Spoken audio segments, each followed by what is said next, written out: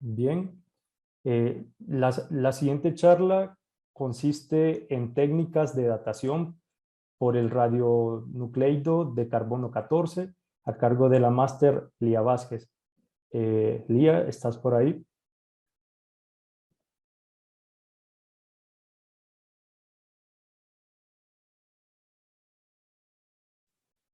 ¿Puedes compartir tu pantalla? Hola, sí, perdón, creo que se había un poquito trabado, perdón.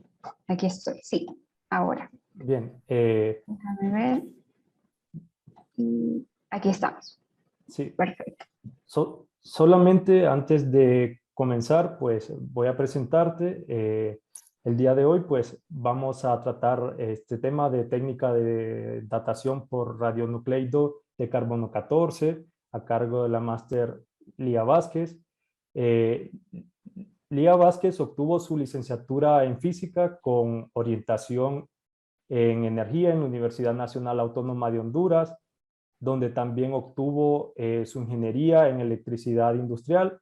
Asimismo, se desempeñó en la Escuela de Física como instructora de laboratorio y asistente técnico de laboratorio, y realizó su maestría en la Universidad de Salamanca, España, y realizó su tesis de investigación en la datación por radiocarbono. Bienvenida, Lía. Gracias, Misael, por esa presentación. Gracias a todos los presentes y por haberme invitado, ¿verdad?, a esta semana de la carrera de física. Se me olvidó preguntar si se escucha todo bien. Sí, se escucha todo bien. Gracias, Misael. Solo mencionar que tienes 20 minutos para la presentación y dejaremos 5 minutos para las preguntas. Y si el tiempo no es, bueno, si el tiempo no ajusta, pues se hará por el canal de Slack para que puedan resolver sus dudas nuestros compañeros. Perfecto, muchas gracias. Bueno, tal como mencionaba Misael, hoy decidí darles lo que es como una charla orientada a lo que implica la técnica de datación. En este caso, pues obviamente utilizando carbono 14. Anteriormente tuve la oportunidad de dar un coloquio en el cual sí presenté lo que fueron mis resultados experimentales de lo que estuve realizando, ¿verdad? Porque este fue mi trabajo de tesis, de maestría. En este caso, entonces, lo orienté un poquito más a mostrar la técnica. Aquí sí ya no voy a estar, probablemente no vamos a ver resultados experimentales, pero sí qué significa la técnica, qué implica, realmente es bastante complejo, y también quiero especificar que todo lo que ustedes vayan a ver respecto a imágenes, pues todo esto es de laboratorio, ¿verdad? Que se encuentra en España, en este caso en la Universidad de Salamanca, específicamente en el laboratorio de radiaciones ionizantes, que es donde estuve trabajando. Entonces, vamos a comenzar hablando de la técnica. ¿Qué es la datación, no? ¿Por qué nosotros nos vamos a esta parte de por qué me va a interesar, qué implica todo este proceso? Y es algo que no es nuevo, ¿sí? No es algo que acaba de surgir, sino que acaba de cobrar realce ahora en lo que es el siglo XX. Y pues esto lo que hace, ¿verdad? La técnica, para decirlo, si lo quisiéramos resumir en una palabra o algo, es, o una oración realmente, es que lo que nosotros hacemos es que vamos a medir la radioactividad residual que tiene una muestra. Ahora bien, como menciono, ¿verdad? Que no es algo nuevo, sino que tenemos que Libby, él fue el que realiza esta técnica y de hecho tiene un premio Nobel en el 60, donde él la aplicó en distintas áreas. Él utilizó este método de determinar lo que era el carbono 14, por ejemplo, para determinar edades en arqueología, en geología, geofísica, etcétera. Y eso es lo bueno de esta técnica, que realmente sus aplicaciones son bastante amplias a muchas partes. Yo traté de colocar ahí, ¿verdad? En este caso las aplicaciones, arqueología, geología, hidrología, el área biomédica, como las partes que son más importantes, donde usted sí puede encontrar información actualmente, ¿verdad? Que se ha aplicado esta técnica, pero no significa que no hayan áreas que quizás no estoy tomando aquí en cuenta que también estén intentando utilizarla o sea aplicable. Y claramente dejar en claro que esto solamente, ¿verdad?, es aplicable a materiales orgánicos. O sea, me valgo del hecho de tener el isótopo carbono 14 para poder realizar la técnica. Entonces, dejar en claro nada más, pues la técnica no es nueva, pero sí ha cobrado su realce. Entonces, ¿qué viene? ¿De dónde viene ese radiocarbono, verdad? O sea, ¿por qué me valgo del carbono 14? ¿Qué significa de que, por qué tomo este isótopo? Entonces, he utilizado aquí, ¿verdad? Esta es una imagen, una fotografía que nos mostraba quien fue fue uno de mis maestros en la clase de maestría, y de Manuel García de León, era el maestro. Y entonces, para que, ¿de dónde parte o de dónde surge, verdad? En este caso, lo que es ese carbono 14, ¿por qué me enfoco en él? Entonces, recordemos, ¿verdad? Cosas básicas que tenemos todo el tiempo, ¿verdad? Estamos siendo atravesados por neutrones térmicos, tenemos los rayos cósmicos que están todo el tiempo con nosotros, y parte de estos neutrones térmicos, lo que va a ocurrir es que se mixean, o en este caso se combinan, ¿verdad?, con lo que son gases en la atmósfera. Entonces podemos ver de que queda reacción o qué provoca este carbono 14. Entonces aquí está la reacción más importante. Un neutrón térmico, y este se combina, ¿verdad? En este caso reacciona con lo que es el isótopo 14 del nitrógeno, y a través de un decaimiento beta, entonces tenemos un protón y nos da resultado este isótopo del carbono 14. Y este carbono 14, a su vez, nosotros vamos a ver que se va a encontrar en lo que conocemos como CO2, o sea que este se combina con moléculas de oxígeno, y este pasa, ¿verdad?, a muchos elementos, obviamente en general hablando de lo que es eh, animales vivos o seres vivos realmente, a través de un proceso de fotosíntesis. O por ejemplo en el océano puede ser un intercambio de gases. Entonces, de esta forma es de que llega esa cantidad de carbono a lo que nosotros, a todo ser vivo, ¿de acuerdo? Entonces, me valgo de esto para poder utilizar lo que es la técnica. Entonces, ¿en qué consiste la técnica en sí? Cuando un organismo muere, muy importante, ¿verdad? Aquí es donde cobra el sentido. Obviamente todos los procesos metabólicos que estaban en él ya no van a continuar, o sea que entonces no se va a renovar la cantidad de carbono que existía. Por lo tanto, va a comenzar obviamente a ser un isótopo inestable, va a empezar a desintegrarse. Ahora bien, esa cantidad o esto que se está desintegrando, ¿verdad? Es lo que me va a ayudar a medir, o en este caso nosotros vamos a ver lo que es la actividad, un concepto bastante básico en lo que es el área de nuclear, que me ayuda a generar esta técnica. Entonces, ¿qué es lo que hace la técnica de datación? Lo que hace es comparar el contenido que hay de carbono 14 en el organismo, o en este caso, ¿verdad? El organismo muere, desde ese instante se comienza a desintegrar bajo la curva de desintegración, y vamos a comparar esa cantidad de carbono 14 con la cantidad de carbono 14 atmosférico, que ya existe, ¿verdad? Y eso obviamente, pues vamos a necesitar conocer la actividad. Entonces nos valemos de este significado tan, como menciono, pues básico en lo que es la parte de física nuclear, pero que ayuda a esta técnica a poder encontrar el qué, porque ¿qué hace la técnica? Entonces, antes de llegar a esa parte, leemos esto, ¿verdad? Que nos dice que A, que es la actividad, también vamos a encontrar en mucha literatura que se representa con una R. Entonces, la actividad, ¿verdad?, en un tiempo estimado va a ser igual a la actividad inicial que tiene una muestra por una curva que es de manera exponencial, E a la menos lambda por T.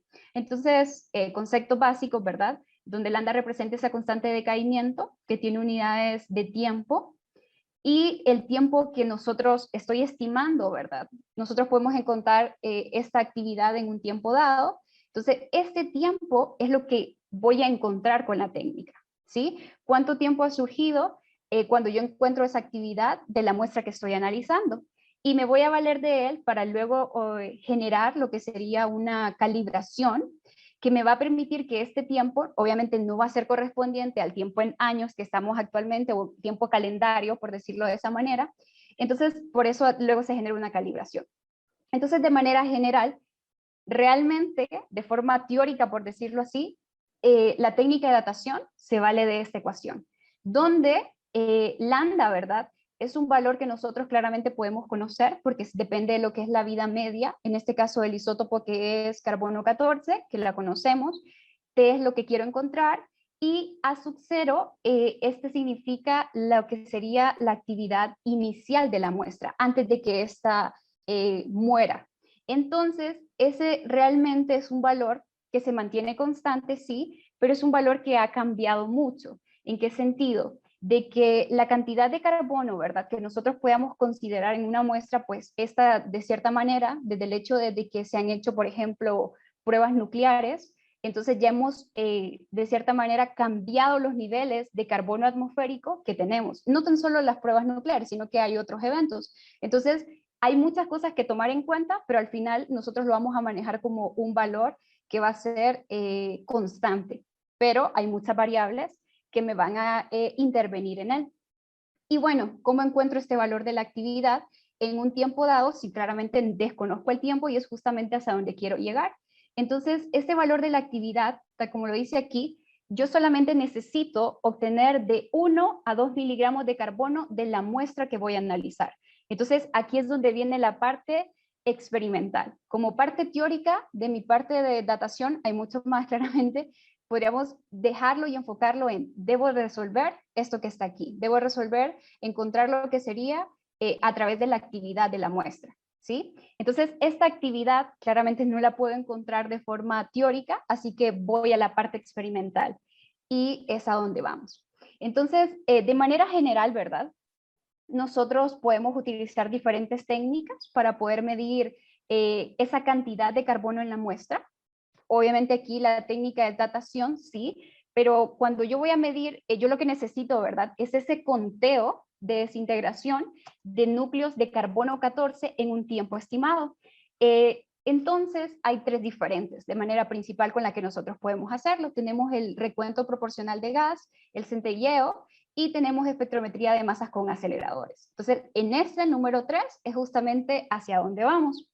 Quiero especificar, ¿verdad?, que estoy aquí mostrando la técnica de manera muy, el camino, perdón, que yo tuve que seguir, porque realmente si hablamos de la técnica es bastante compleja y, por ejemplo, si ya tomo en cuenta que ahora me voy por este camino o por este otro, pues también obviamente hay otros pasos que seguir. Entonces, me estoy enfocando a que voy a medirlo con lo que conoceríamos como un AMS, un acelerador. Entonces, voy con la técnica, la parte de experimentación. ¿Y qué implica esta experimentación? Bueno, implica un tratamiento de la muestra, implica un proceso de grafitización que voy a convertir en grafito mi muestra, implica la medición en un acelerador y finalmente calcular lo que sería la edad. Entonces, en esta parte, ¿verdad?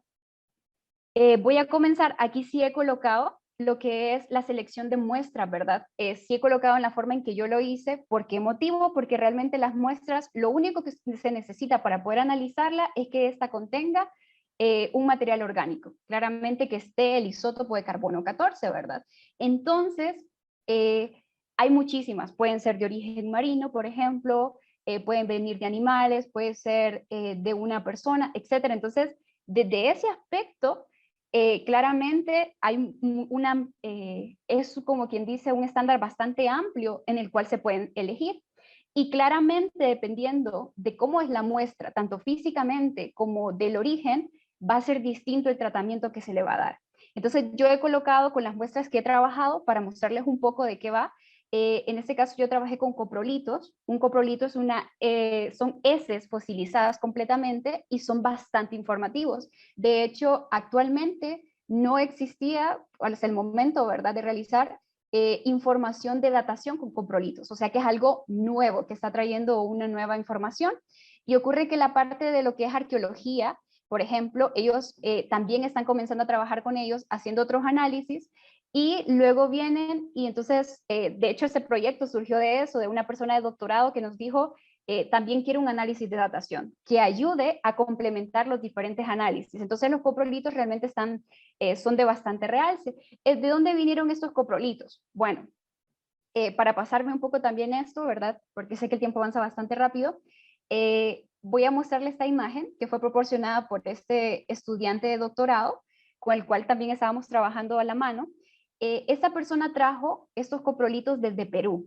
Entonces venían de diferentes yacimientos, el de San Jerónimo, Chiribaya Alta, el Algodonal y Chiribaya Baja. Podemos observar que claramente estos tienen, por ejemplo, influencia marina, ¿sí?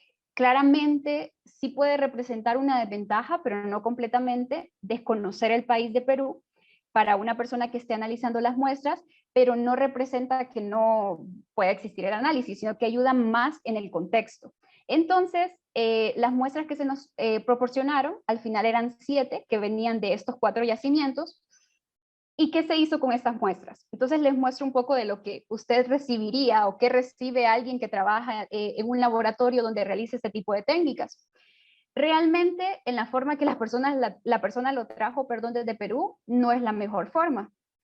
Sí que cada laboratorio, de manera muy general, cuenta con bastantes, podríamos decir, normas, ¿verdad? Con las que le dice, esta es la cantidad que usted me tiene que enviar de muestra, me tiene que enviar en cierto material y así se envía, ¿de acuerdo? Entonces ya cuando lo recibe el laboratorio, viene y va a realizar el análisis. Entonces, todo esto que está aquí, en este caso, todas las muestras que tuve que analizar, que eran los coprolitos, pertenecían a perros momificados, eran heces de perros momificados. Entonces, la persona realmente trajo bastante muestra, porque no necesito esa cantidad de muestra. Para nuestro caso fue bastante beneficioso, ¿por qué? Porque la técnica, les comento de manera general, ¿verdad? En España tan solo existe en la parte, en lo que es Sevilla, existe un acelerador que sí nos permite, hay un tándem que nos permite lo que es diferentes cosas, pero entre ellas está la datación, y también cuentan con ubicadas, que es justamente lo que tiene también aquí la Universidad de Salamanca. Luego en toda España no hay otro acelerador que sea utilizado para esto, no cuentan con aceleradores. Entonces fue como quien dice un privilegio, ¿verdad?, haberme encontrado en la Universidad de Salamanca, donde específicamente creo que fue en el 2018 donde ellos obtuvieron este acelerador. Y entonces su idea todavía no está, todavía actualmente ellos no laboran como un laboratorio, es poder llegar a ser un laboratorio que realice este tipo de técnicas de datación, donde sí se pueda, ¿verdad?, traer, recoger y sea un servicio, o sea, algo que se está pagando, que es lo único que hace actualmente Sevilla, por ejemplo, que ellos sí son donde tienen el lugar del centro de aceleradores. Entonces, finalmente que esta persona nos trajera bastante muestra ayudaba a que obviamente se pudieran realizar varias mediciones, que los cálculos fueran mucho mejor. Ahora bien, en esta parte de aquí podemos ver de que después de que usted tiene las muestras como tal, en este caso son S, yo no voy a tomar la S como tal, por decirlo de esa manera, siempre hay cosas extra que uno puede quitar, y lo que se necesita es poder identificar cada una de las muestras y colocar las cantidades necesarias. Entonces, aquí les muestro una identificación que se hizo porque venían de diferentes lados, por ejemplo, S directas que se encontraban alrededor de lo que era un yacimiento, o una S de entierro, o sea que sí había un entierro literalmente, o sea, excavaron y de ahí sacaron de un perro momificado ese tipo de heces. Y al final, ¿qué se espera con todo esto de la datación, verdad? ¿O qué esperaba esa persona? Obviamente que el tiempo o la edad, ¿verdad?, que se encontrara para este tipo de, habiendo tratado estas heces de estos perros, recuerden que los perros son unas personas que, unos animales que comen lo mismo que un humano prácticamente, y eso tiende hay mucha relación en esa parte, donde si yo sé lo que las edades, puedo relacionar mucho también a la vida de ese tiempo, puedo relacionar mucho cuál era con qué se alimentaban, al tiempo estimado, y bueno, más o menos hacia eso es que la datación iba indicando. Entonces, como sé que igual, ¿verdad?, el tiempo está avanzando bastante rápido, Sí, voy a continuar. referente a eso, quedan 5 minutos. Perfecto, gracias, Misael. Entonces, con la parte de identificación de muestras, lo que quiero dejar en claro es de que dependiendo cuál sea la procedencia de la muestra, así tendrá que ser cuál sea la forma en que usted la va a seleccionar, la va a identificar, según la cantidad también. Finalmente, decirles de que como había bastante muestra, se hicieron 3 alícuotas de cada una mejor, de una misma muestra, para hacer más mediciones. Entonces, al final se hizo más trabajo, sí, en un laboratorio normal esto no se haría porque claramente es un trabajo pagado, entonces solamente tomaría en cuenta una, ¿verdad? Y, ¿qué hicimos? Bueno, todas las muestras, en este caso por el aspecto, perdón, físico que nosotros notamos, decidimos de que fueran tratadas como madera por el aspecto que éstas tenían. Nosotros necesitamos tomar en cuenta eso. Entonces, según el aspecto que éstas tienen, así también va a ser, ahora sí inicio con un pretratamiento de muestras. ¿Qué es lo que me venía mejor? Un tratamiento ABA a 60 grados Celsius, donde se tiene que hacer un lavado entre lo que es un ácido, una base y un ácido, en este caso HCl y NaOH, donde es un trabajo bastante tedioso porque hay que estar pipeteando, ¿verdad?, todo este líquido, y usted tiene, en esos tubos de ensayo, usted tiene esa muestra, o sea, usted tiene esos 20 miligramos, porque aquí ya las tienen alícuotas. Entonces, cuando usted está haciendo esos lavados, claramente cada vez que retira líquido, usted está llevándose muestra. Entonces, el usuario tiene que ser muy bueno en este aspecto para poder dejar en promedio, ¿verdad? Por la experiencia, se dice que 2/3 de esa muestra se va a perder. Entonces ya es algo que el usuario sabe y debe de tomar en cuenta en qué momento. En que, como en el caso, hemos dicho que la voy a tratar como madera, debe de cumplir que para yo poder generar un cátodo que tenga, que pueda tener esa cantidad de carbono tratado como madera, ¿verdad? Tiene que tener de 2 a 2.3 miligramos. Entonces, significa que después de mi tratamiento en ese tubo de ensayo que inicié con 20 miligramos, le quito 2/3, que espero que es lo que se va a perder, debo de generar de 2 a 2.3 miligramos. Entonces, de esa manera, ¿en qué seguía el proceso? Bueno, vamos a avanzarlo bastante rápido. Se seguía lo que era la realización de pesadas, o sea que usted necesitaba colocar en lo que es como una lámina de estaño, ¿verdad? La cantidad de 2 a 2.3 miligramos. Se identificaban en unos Eppendorf, que son estos que están acá. Y bueno, ¿qué sucedía? Hay mucho software que trabajar, claramente. Por ejemplo, todo este equipo que estoy mencionando se obtuvo de lo que es Ion Plus, que es una empresa suiza donde usted compra todo el equipo, o sea, se compra el acelerador, se compra la parte de tratamiento y asimismo trae unos software que ayudan con todo el proceso. Entonces, dentro de esos software, los 3 más importantes son Camaleón, que ese va a representar mi base de datos, donde sí el usuario claramente ingresa los nombres de las muestras, el proceso que le está realizando, cuál es la masa, cuántas muestras son, si hay un cliente, ¿verdad? O sea, a quién le pertenecen las muestras, etcétera. Tenemos también lo que es, bueno, este es uno de los equipos que se utilizaba, que utiliza este software que es el EA, donde nosotros vamos colocando la muestra según en este carrusel vaya avanzando y va a ayudarme con el proceso de grafitización. Aquí hace la combustión que está conectada a un Age, donde aquí sí ya hago la reacción. Al final, ¿qué voy a obtener? En estos tubos que vemos en la parte de arriba, es un proceso donde primero el usuario ingresa todos los datos, ¿verdad? Coloca qué es lo que va a realizar el programa y después de eso, entonces yo lo que obtengo es mi reacción de grafitización, o sea que convierto en grafito mi muestra. ¿Y qué es lo que necesito? Decíamos al inicio, de 1 a 2 miligramos de carbono para poder ser medido en un AMS. Entonces, aquí en estos tubos, aproximadamente eran como 3 horas que había que esperar y pues solamente se podían colocar 7 muestras al mismo tiempo. Entonces, ese grafito, aquí también vemos un poco lo que es el software del Age, donde se inicia todo el proceso de grafitización, las gráficas que usted va observando según sean las muestras, que le va indicando que sí el proceso se está realizando correctamente, y en medio de todo esto que estoy mencionando, yo solo estoy tomando en cuenta la muestra, pero realmente hay que generar blancos, por ejemplo, había que generar press, porque no podemos lanzar, imagínese usted, tiene una muestra que el usuario generalmente tiende a darle muy poco, porque para ellos es muy importante y quieren realizar varios análisis. Entonces, de esa muestra, si usted la lanza y el proceso sale mal, se pierde. Entonces, por eso es muy importante generar procesos antes de limpieza, también generar procesos de de muestras si hay un poco de excedente. Y bueno, al final de todo ese proceso que usted trató la muestra, que usted la grafitizó, obviamente todo esto tiene que ir a un cátodo, porque eso es lo que usted va a ingresar en lo que sería el acelerador. Entonces, al final con ese cátodo, ¿cómo se genera? Hay que prensar, ¿de acuerdo?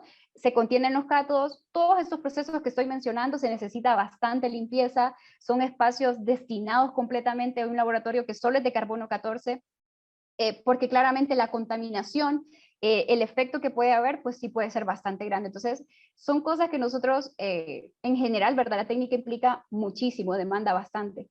Y bueno, les quiero mostrar igual lo que sería, por ejemplo, un MICAS. Ustedes ven que es un sistema bastante compacto, bastante pequeño, y es eso nuevo que surgió, de que es un acelerador pues para laboratorios, y específicamente es utilizado para lo que es la datación. Entonces, este también en Sevilla se encuentra uno y también tienen el acelerador más grande, ¿verdad? Del tándem, donde también una de sus partes la utilizan para esto. Entonces, al final, ¿qué ocurre con esto? Esto también está asociado con software. En este caso no los he colocado porque es Nemo y BATS para este caso específico. Y al final, yo lo que obtengo es de que usted va a ingresar su cátodo, o sea, aquí no vamos nosotros, ¿verdad?, a ingresar nada. En mi caso tuve que realizar lo que era una puesta a punto, que nos estamos refiriendo a hacer como un tuning, no sé cómo, tuning sería como equilibrio, supongo, una calibración, perdón, una calibración de lo que sería este acelerador. Entonces, de tal manera que luego usted solo va ingresando los cátodos, va midiendo desde una PC, que obviamente está relacionada con él, y al final yo tengo mis mediciones, ¿sí? Obtengo mis mediciones en bats con las incertidumbres. Entonces ahí es donde viene la parte importante, que yo pueda analizar esas incertidumbres. Realmente no hay que sacarlas, ¿verdad? Esto es algo bastante, ya me lo da, pero sí yo debo saber interpretarlas. Y finalmente, ¿con qué termina el proceso? Con una curva de calibración, porque claramente lo que me va a entregar, ¿verdad?, esas mediciones, las relaciones entre isótopos, la cantidad de carbono 14, el tiempo, que al final es lo que va a importar, digamos. Ese tiempo que me va a dar es el tiempo que se midió a esa actividad que tenía la muestra, ¿no? Pero claramente no es el tiempo a lo que nosotros llamaríamos el tiempo calendario actualmente. Entonces nosotros necesitamos utilizar una calibración. En este momento no les pude colocar alguna curva porque los programas que se utilizan pues puede ser Calip o puede ser Oscal, pero son programas que solamente hay acceso, ustedes pueden ingresar a esas páginas, pero para poder traerse una curva de calibración solamente es como, por decirlo, con una licencia, que solamente las personas que tienen su acelerador pues claramente se les entrega una licencia donde ellos directamente van a extraer la curva. Entonces las curvas ya están, no es de crear una curva de calibración. Y obviamente que se trata de tener muy buen ojo, por decirlo, ¿verdad? De elegir muy buena curva. ¿Qué cosas puedo tomar en cuenta? Pues el hemisferio, por ejemplo, si tiene influencia marina, y claramente sí, por ejemplo, para los coprolitos que estaban en Perú, si había una curva que se haya realizado con datos que se tomaron en Perú, entonces me viene muchísimo mejor que claramente no tener tan específico, ¿verdad? O sea, entre más el contexto que sería geográfico esté más cerca, la curva que haya sido tomada, perdón, entonces al final eso me viene mejor. Y entonces obviamente eso me va a convertir ese tiempo a lo que sería ya el tiempo calendario y voy a poder tener lo que es una edad. Entonces, muchas gracias y creo que fue un poquito rápido. No sé si algunas preguntas. Bueno, muchas gracias, Lía, por el tema. Éxito en tu trabajo, ¿verdad? Está muy interesante la rama de investigación que elegiste. Bueno, para preguntas, cualquier duda o consulta que tengan los compañeros, te la harán llegar por el canal de Slack. Si te fijas ahí en el chat, hemos compartido el canal de Slack y te harán llegar las preguntas. Muchas gracias. Perfecto. Muchas gracias.